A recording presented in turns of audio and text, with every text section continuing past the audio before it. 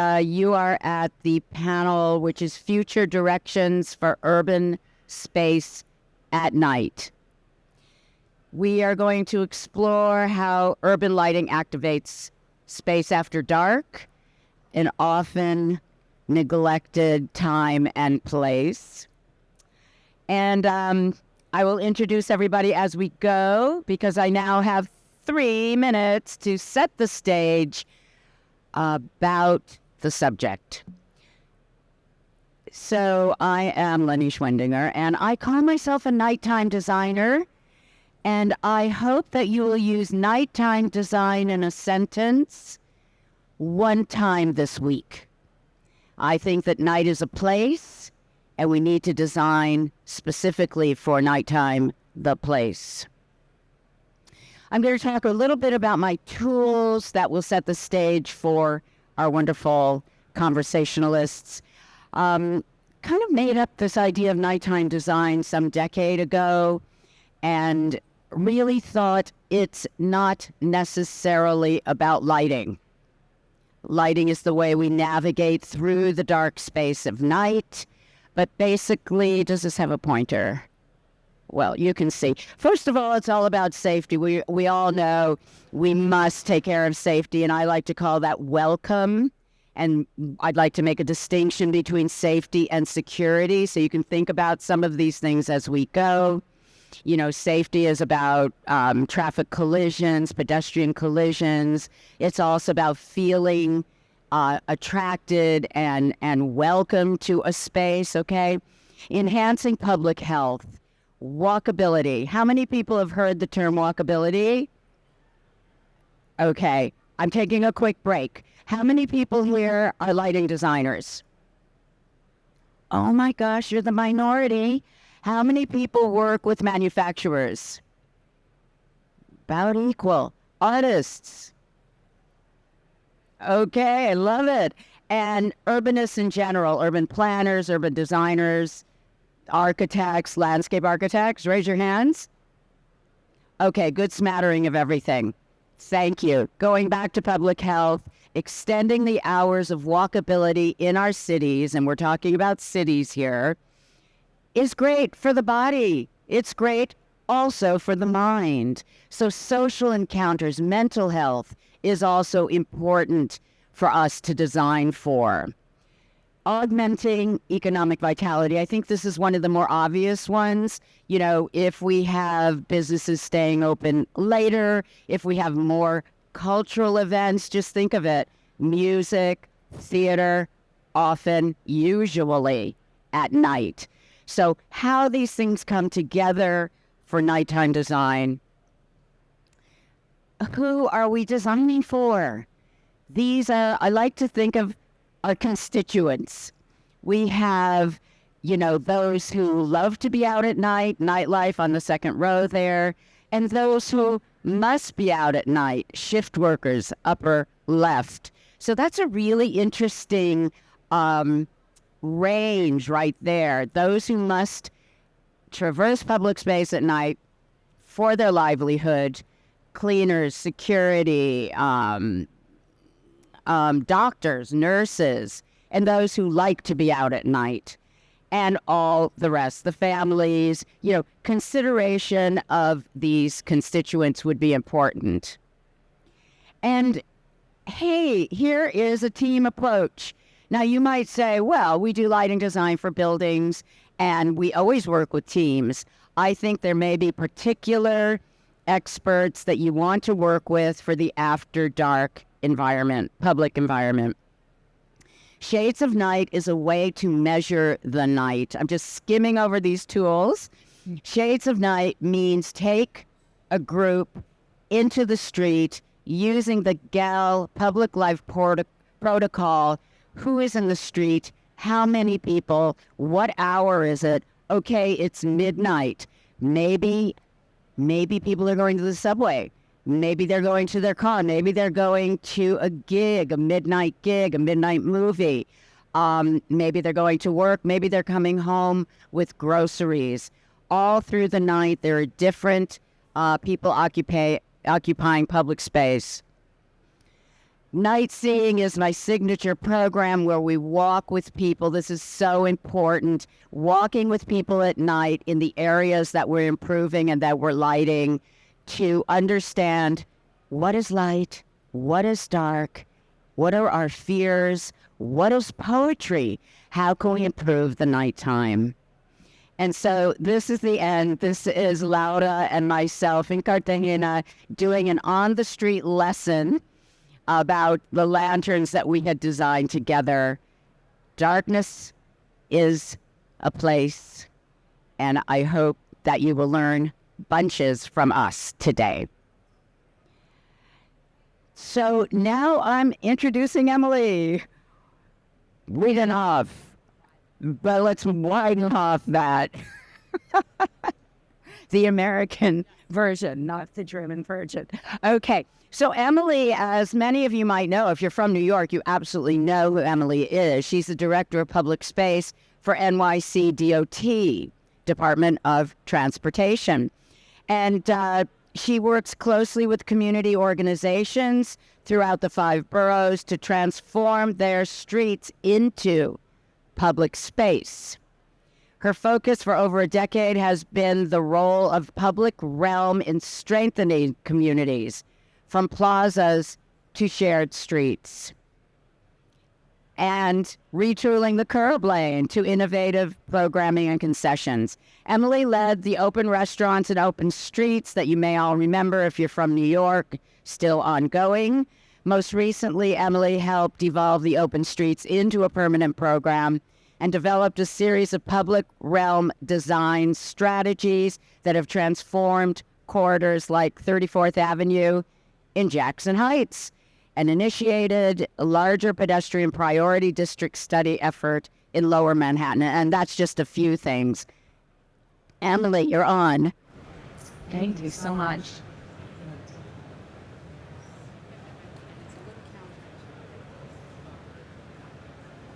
Perfect. Thank you. So I think much as you're talking about how everything is connected, so much of what we think about in public space as the public realm is a larger continuous feedback loop, kind of rooted in community engagement, hearing from folks what they want their street to be, curating a whole set of programs from the lightest touch open streets to thinking about the curb lane to really fully shaping the street building line to building line, as well as thinking about how this scales up at the corridor level, at the neighborhood level, and then also how do we continue to sustain these fantastic spaces, keep them relevant, keep them vibrant. So really thinking holistically about the management, the maintenance, about equity, making sure that these spaces are well programmed, that have the community is able to use them and keep them relevant in a way that works across the entire city,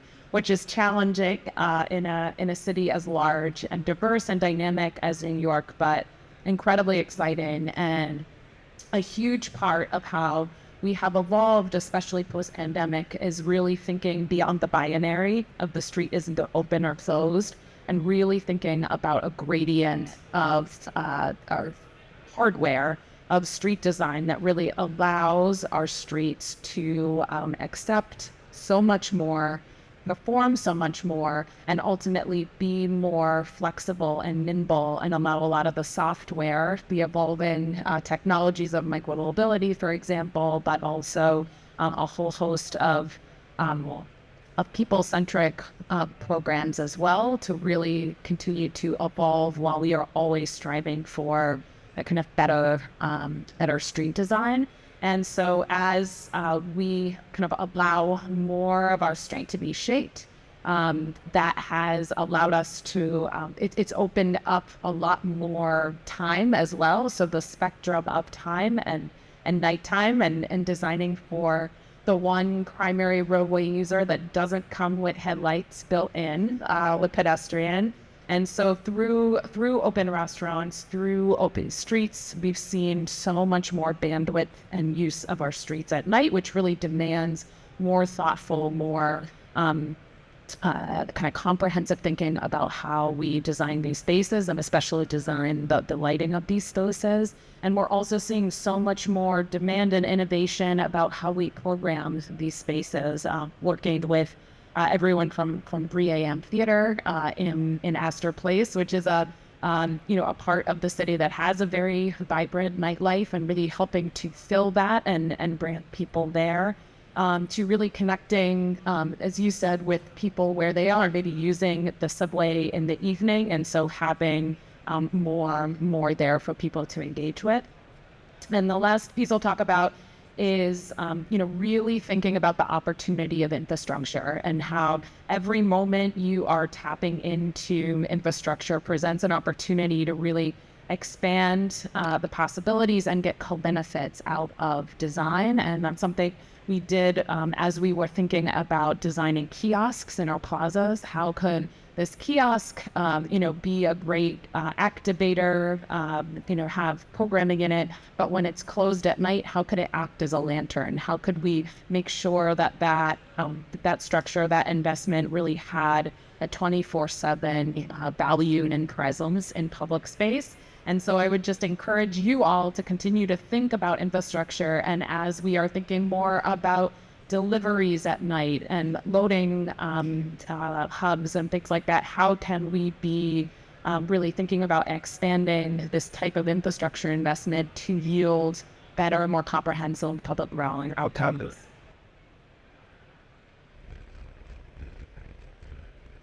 That worked. Okay. Thank you so much. Thank you very, very much, Emily, from the infrastructure, from the ground and the street up. Let's go to Suzan Tillotson, founding partner of Tillotson Design Associates. She's an internationally recognized lighting designer and founding partner of Tillot Design Associates. They are a 25-person lighting design firm based in New York City. Suzan has been a keynote speaker. She lectures. She's taught at numerous lighting events and universities, including Cornell, Dalhousie, McGill, University of Arkansas, and Princeton. They have been recipients of so many awards. I'm just going to say many, many awards. Their prestigious client list includes Pritzker Prize winners: Rem Koolhaus, Herzog and de Moran, Norman Foster, Sana, Tom Main, Renzo Piano, Portson Park, Frank Gehry, and Shigeru Ban. TDA has designed the lighting for a wide variety of award-winning domestic and international projects. Take it away, Suzan. Okay, from the lighting designer's point of view, I selected projects to talk about things that sort of we all have in common. Yeah, sorry. So the first one, sorry.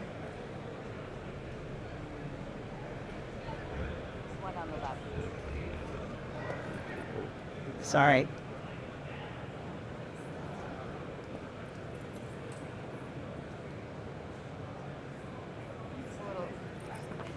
Okay, sorry. It's not just you. Thank you. Just talk about how lighting designers can inform the experience at night and all the considerations we have. Even though we have a room, we create a room. See, this is showing a quick conceptual sketch of the East River waterfront park, 2-mile-long stretch along the West River. And we conceptually just wanted to create this inviting space. We're under the FDR, and we wanted it to be all about the views out and draw people from the financial district out towards the water.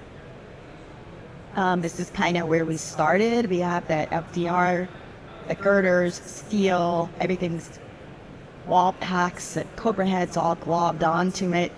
And they were like, wow, this is a big job. How do we make this a nice space? This is what it looked like Brooklyn over there. And our idea, honestly, was to embrace that structure. And this is a quick diagram of, and the left side shows you where the street is, then you've got the big FDR, and we're trying to make it an underside inviting and draw people out to the water. And at the time that, because this is basically a pop space, publicly owned, privately owned public space, I heard today.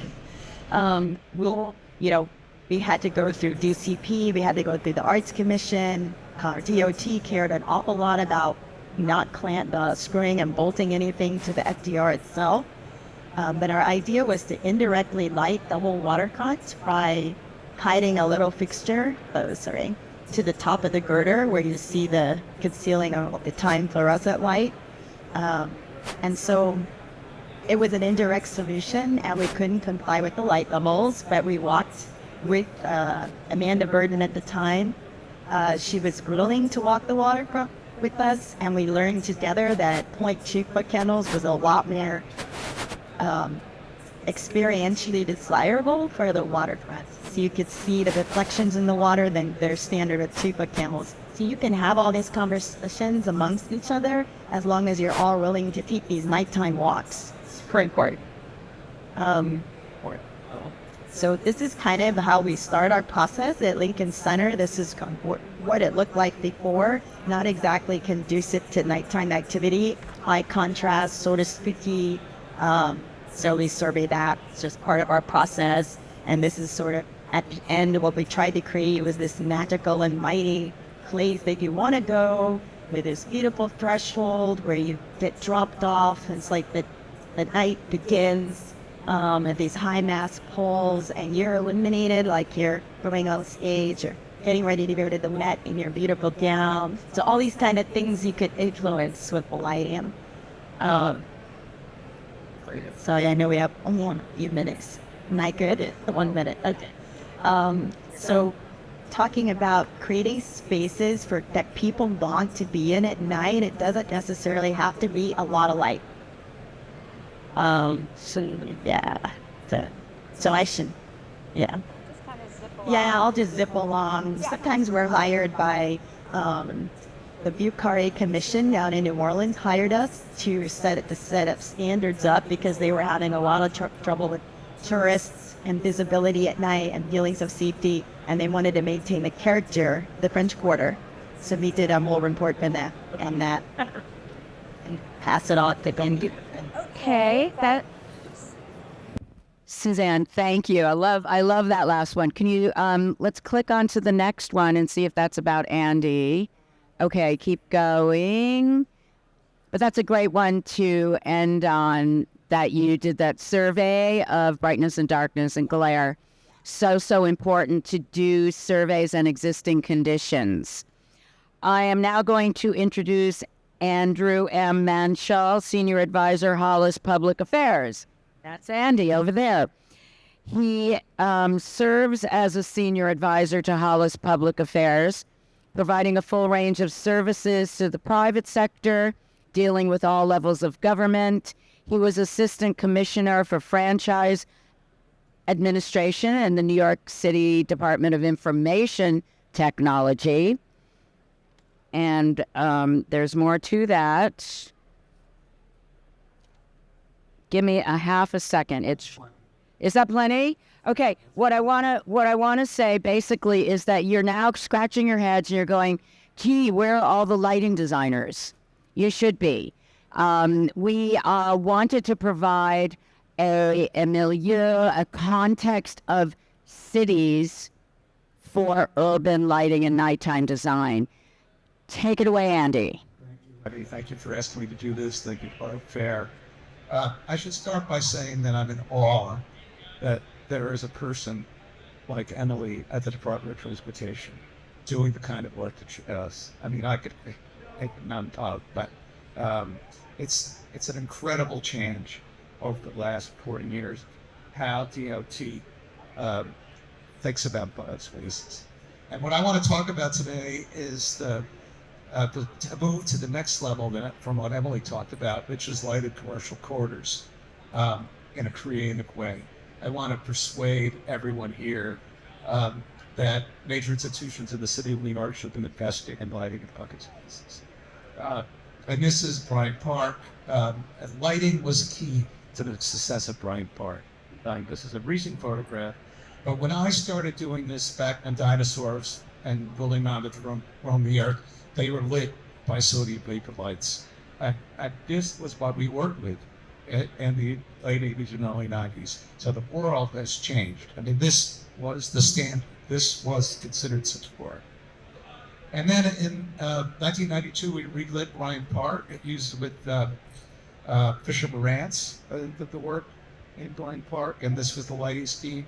It was a very soft lighting, called moon lighting, that was one of the key elements to making the bar a success. We also lit the facade of Grand Central Terminal, which is a thing that everybody takes for granted now. But when we did this in 1993, it was a huge deal. And we also switched from sodium vapor lights to metal halide. We had a white light. That was a revolution at the time. But we moved even on from that to LED lights, which we had installed in Jamaica, Queens. We were the first ones, thanks to Tillotson, to get this Triborough pole with an LED in the air. And that was a step forward. But now we have to think a little bit more. I mean, I walked around the display today and was horrified at the glare from LED lights that everybody is selling and the lack of imagination and how it was being used. So let's think more creatively about light in public space. And the most creative thing that happened in New York, without exaggeration, public space over the last 5 years is the program that Emily was so instrumental in making happen: open streets, open restaurants, open sidewalks. Incredible success. This is my neighborhood, Broadway between 103rd and 104th Street, which has been made, it's just a magnificent public space at night. 365 days there in the winter. And why is this a success? Why? Because 2 lovely briders were brought to Commissioner Polly Trottenberg of wheels for the open sidewalks open restaurant program. And she tossed them into the trash and said, forget the rules. We're just going to, no rules. Just going to do it. Thank you, Nana. And it was a tremendous success. I mean, now this is, like, it's not great to say that things improved as a result of the pandemic, but streets and sidewalks in New York and my neighbor have improved as a result of the pandemic. And if you want to see the best possible thinking about what the future looks like, the administration has put out this new New York plan, which is just an incredible thing. It's a kind of best practices for everywhere of what to do. So what's the next big idea? Commercial corridor lighting. And we just don't do lighting in public spaces in New York City, in particular, very intentionally. This is a place in Idaho. I mean, I'm just going to give you some ideas about what's going on. Those are these pictures from a company called LightFair, that's a French-based company that works in Northern Europe. We think we're the greatest in the world. This LightFair did up, and this is amazing stuff. And New York have this in the book. And I think we ought to. This is my favorite public space in the world. It's the Court Mirabeau and Aix-en-Provence. And I could talk for an hour about what makes this so great. And it's not that, we're not talking about a lot of money. We're not talking about complicated design. We're not talking about complicated regulatory systems. New York, we consider ourselves the greatest city in the world, and we should have the best night lighting. Only one other thing I'll say is we put up with some Christmas lights, and they go up around Thanksgiving, and they come down just after New Year. Why? I mean, it's still dark late in New York City until March. Why not leave those lights up? I mean, and most of them aren't very Christmassy, they're just light. So I would like everyone in this room to think imaginatively as designers, as manufacturers, how we can up the game of light at night in Earth quarters in New York City. Super, Andy. Thank you. All 3 of you have been so passionate. Now we're going to have some time discussing amongst ourselves and opening up our panel. And then I'm going to ask you for questions and comments. So, think about it. I actually thought I would start with Suzan. Suzan, we talked a little bit on the phone when we were prepping about Emily and I are both sort of into this community engagement thing, and it's a very important ground level necessity for our practices. And I wondered, and you said, oh my gosh, we never get to do that. Let's talk to the lighting people here about what would that look like? What would you like from your clients? Having you deepen their public space lighting through the relationships.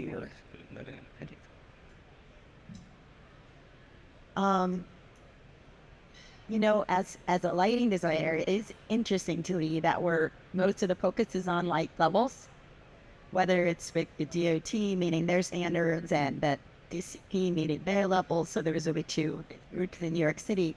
And what I would love, and I was thinking about this a lot since our initial conversations, was if we could somehow have an intermediary, because I feel like all the different constituents, you have a lighting designer and you have, say, the DOT, the C.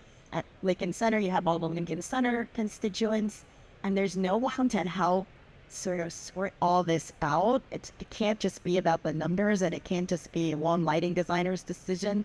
It has to be sort of a community engagement, but maybe there could be a person, almost like a peer review, impartial person that can help listen to all contingents. Because what I know I work is that everybody has a seat at the table, and they have a certain role, and it's hard to find consensus.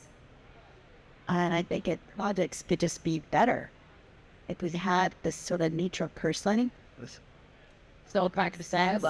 Yeah, some large projects have like a peer review architect, for example, that asks really smart questions, and then it's not like one to get the decision.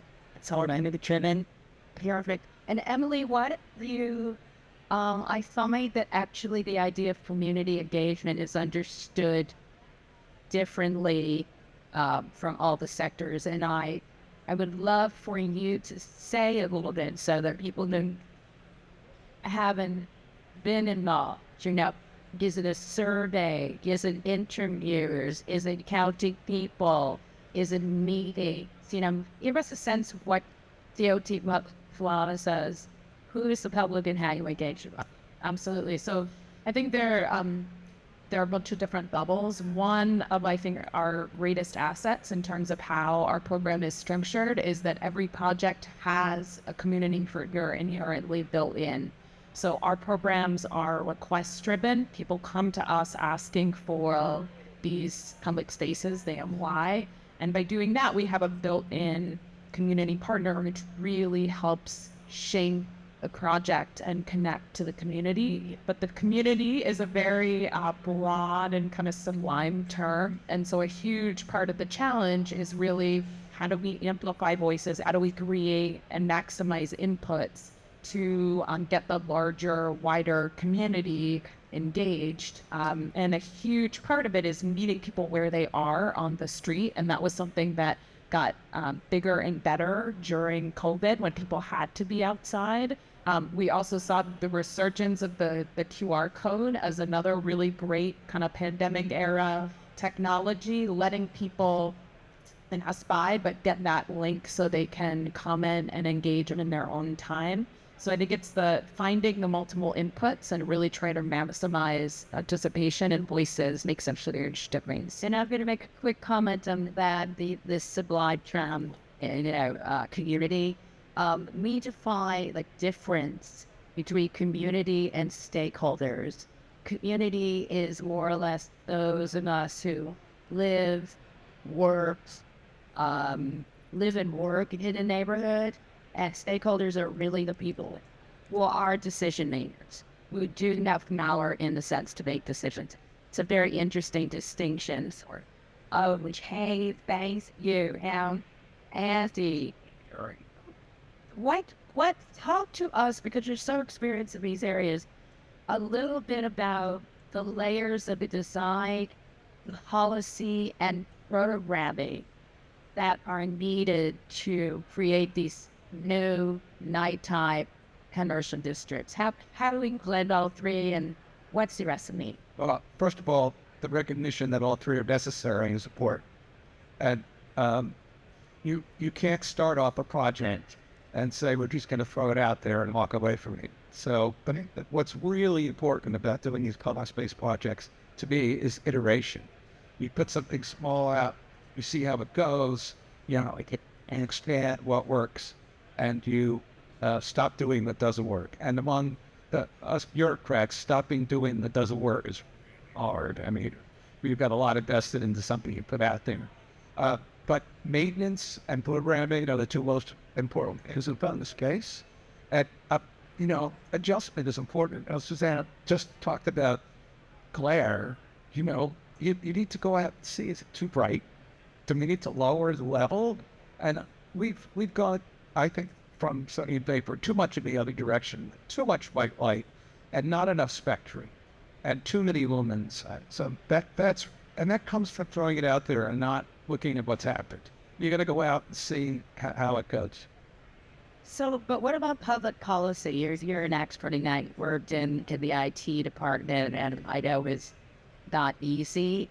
And I know, probably for Emily as well. I mean, I'm a real agency aficionado, because I know in the end, policy and those rules are going to have an interplay with how and design and have a feeling and atmosphere on the street. Can you tell us a little bit how you think policy might impact people on the ground? People inside government have to work by very, very small steps. It's hard to make big change happen. And for outside, it can lead and show how big steps work.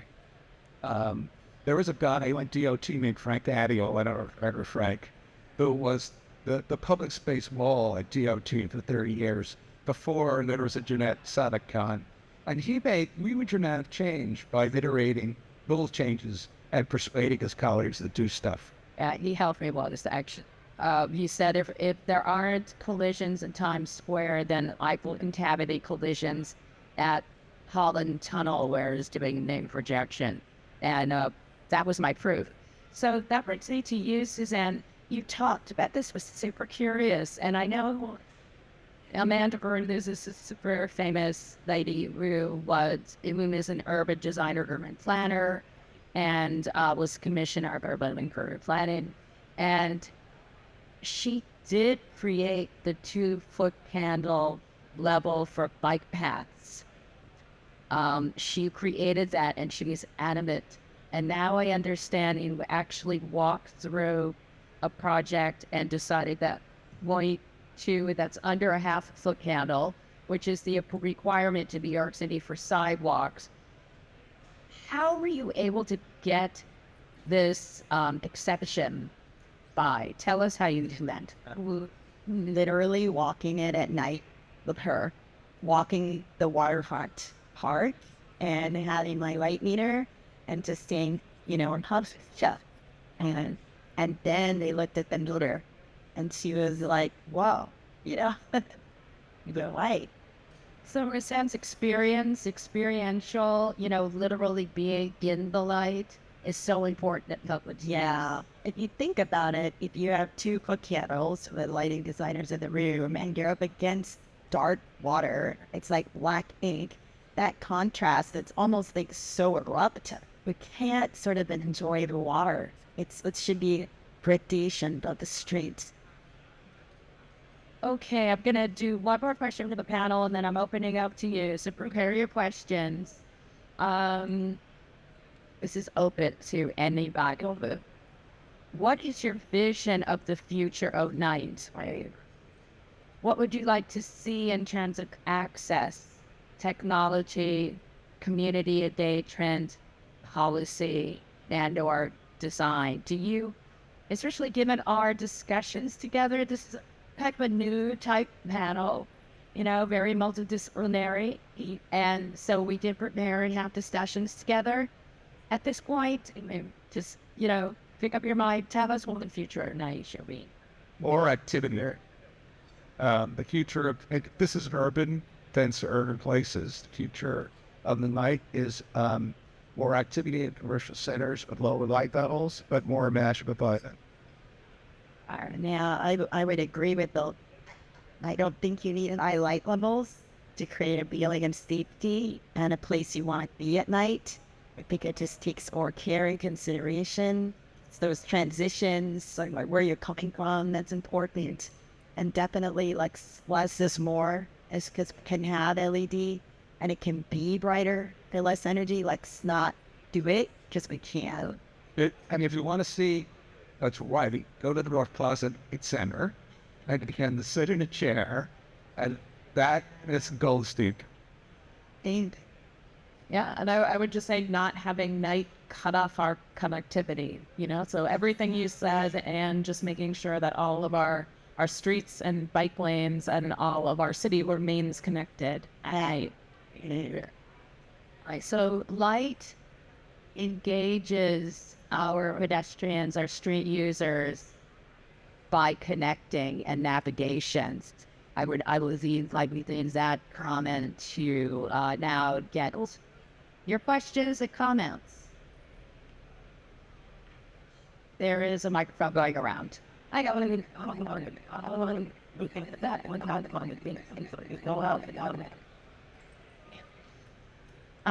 you very much. This is wonderful. My question is, how do communities engage with DOT or engage to get projects off the ground? So if we have a focus, I live in the East Village, and Tompkins Square is where I go with my dog. It's very poorly lit, or there's a lot of glare bombs everywhere. How do we make that? What's the steps, I guess, for a community to take to get that turned into a project? So what can be challenging to working with the city are the different jurisdictions, so DOT has the rights of way, the Parks Department has the parks, and oftentimes we'll see challenges where a lot of those jurisdictional overlaps happen. So part of it is engaging the community, engaging with elected officials, talking with whoever has the jurisdiction over a specific area, and really wanting to try to chart out how the solutions. There are a lot of lighting capital projects that come through elected officials and council members. So that's one path for refining. In terms of thinking about safety in public space, how do you think about that, and how do you contribute to the idea of safety in a public space? The issue of safety is all about perception, because places, especially New York City, every place in New York is safe, but people feel unsafe in places. And my view and the Ivy's was that sodium vapor light did not make people feel more safe, because it had a kind of prism-like light. So it's not just about also the amount of light, it's about the quality of light that gives people the perception that they're in control of the space and then can predict how people are going there. And I have to, I love my newest statistic. I'm working with pedestrian lighting people. 75% of America, of the USA's pedestrian fatalities happen after dark. So actually, I would separate what Andy just said. Perception is incredibly important. I mean, never heard actually that just care of the public environment, care of a light pole, actually seems to contribute to the assurance or feeling of safety. But actually, we do have accidents with cars that were important. See what I'm saying? We call them crashes now, not accidents, which is an important distinction, right? So Edward, light. Thank you for this panel. Great con. I have a question about how we encourage beneficial and restorative darkness in certain communities. The darkness is an amenity in certain wealthier communities, but how do you also bring that into the urban context? And I'm a big dark sky advocate. It's kind of ironic because I'm a lighting designer. I light spaces at night. But one thing Europe is doing a lot is that after 11, after 12, lights dim down, they dim down automatically. You have less conflict with vehicles, pedestrians, and crosswalks, so things can dim down and they don't seem to be as concerned about it. Maybe it's just not as egregious there. I don't really know. I don't understand that, but I think everybody should have the right to be able to go somewhere and see the stars at night. And doing that, and they're doing it because of energy. Dimming on the gun, lots of people on the street. But it conflicts with the idea of when someone's coming home, they're going to a restaurant, shift workers, etc. It's difficult in a city like Resort. I think research is number one. Research and planning. I'm not a dark sky advocate. Hey, I would like to get attacked for that. However, what I say is I'm for people on the ground. The world is urbanizing. The world is already a difficult place. But for women who, need to leave their homes at night or actually can't leave their homes at night and need a better environment to leave it in hours out at night for, our intersections, our walkers, people who don't have cars, people are getting to late night transportation. It's complex. I've done darkest conservative places. I've certainly done that. I'm all for wildlife, all for that. But I think in these urban environments that we need to interview, we need to test, we need to walk with community, with stakeholders and owners, and get a sense of the needs of the community, which then means we need more flexibility in requirements, restrictions, etc. Natalie, do you have something to say? No, I was just happy to hear you say that you were not a dark sky advocate and I feel a little less lonely. I like to say remark deeply that I do like permissions. But that's on the point. Maybe there is some subtlety in what Ed was referring to, because darkness, there are different ways of darkness in which shades of night, and wanting to see the stars in some dense urban environment, which Awesome. all very, but it's also dense urban environments are very sustainable. They have high qualities.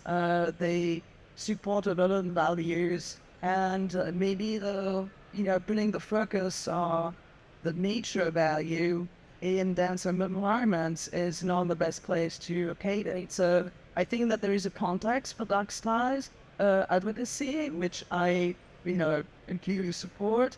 But I do feel that maybe what Ed is referring to is fighting glare, and I think it all goes down to quality. Well, I do like quality, knowing light levels where they're not needed, and especially in the privileged communities. I also like your question about how do you which part of the state officials or which organization city do you approach when you want change. And it was interesting to hear that you should get to use city council first. What would be also interesting is to know how budgets are lined up to actually provide support to create those projects, especially in the more forgotten communities tend to really involve in lighting. Thank you so much for that elaboration. What else did we do?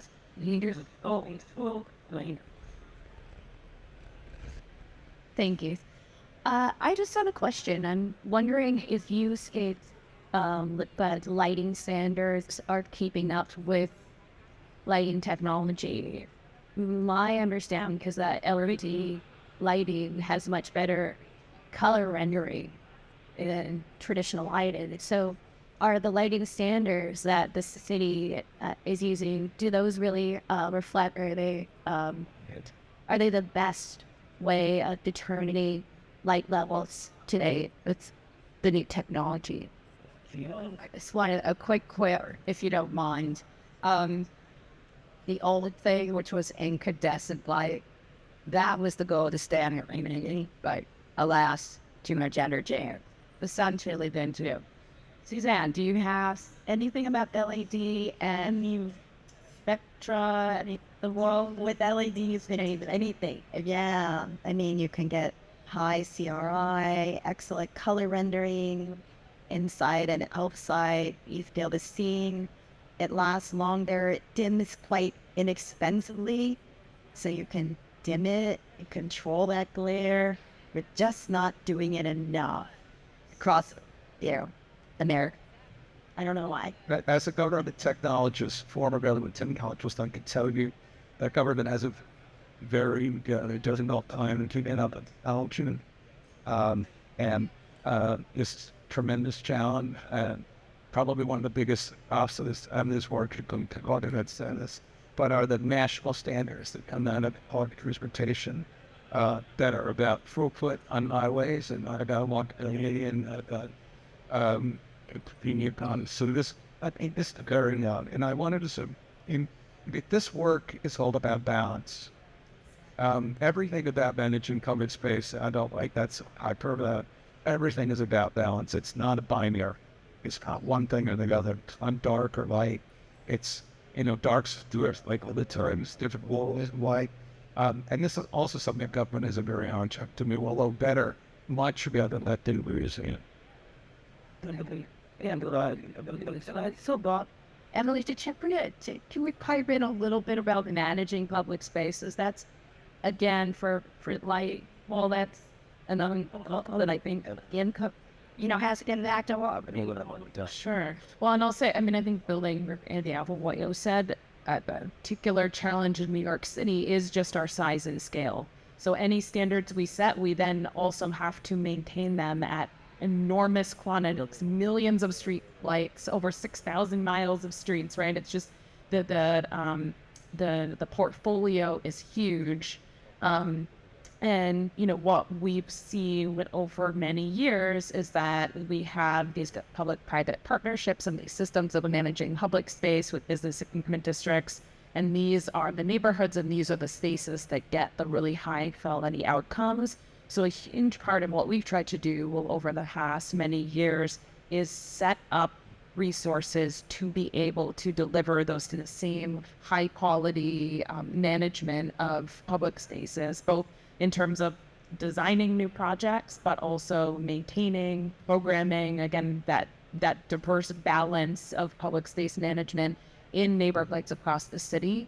And we just made a really exciting announcement recently about $30 million that is now part of this public space equity program, which is really going to be geared towards delivering this full spectrum package of resources to help manage public spaces all across the city, delivered on based on need.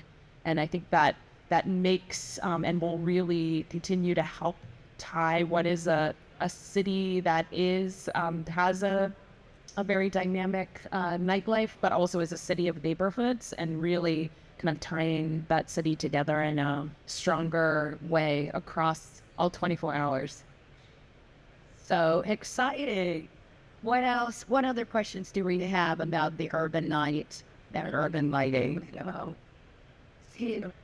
I do have one question for Emily, and I know that you were just speaking about this before and in your presentation, but I'd love to hear, especially with the nightlife industry talking 24-hour bodegas or bars or late night restaurants, how do you work with them specifically so they adhere to a lighting guideline that they need to stay safe and operational, but isn't a disservice to the community at large? So one of the creative tensions with nightlife is striking the right balance with light, but also with noise, and that really becomes the dynamic of how do we, where and how do we create these thriving nighttime spaces that are not necessarily infringing on the kind of necessary quiet nighttime spaces, and that continues to be kind of a challenge. But I think there are very obvious places where that makes sense in terms of high commercial areas around sort of transit stations. Like there's a lot to work with. But it really is, again, kind of a breaking down the silos and working across city agencies. We have an Office of Nightlife. We have a full host of city agencies that really think and work on these types of issues. We now have a Chief Public Realm Officer, which is a really fantastic way to think about and look at and take some of these complicated issues and think about them holistically. Kind of like you're saying, you need that role in a project. It's like that's what Yating Liu and this, Office of the Chief Public Realm really can help deliver at the City Hall level. I'm going to have some comments from the audience in the list. What do you think, what is nighttime design? What could that be? How will you use it in a sentence? Will you advocate or not for night as the place? Placemaking after dark. Any just thoughts? Raise your hand.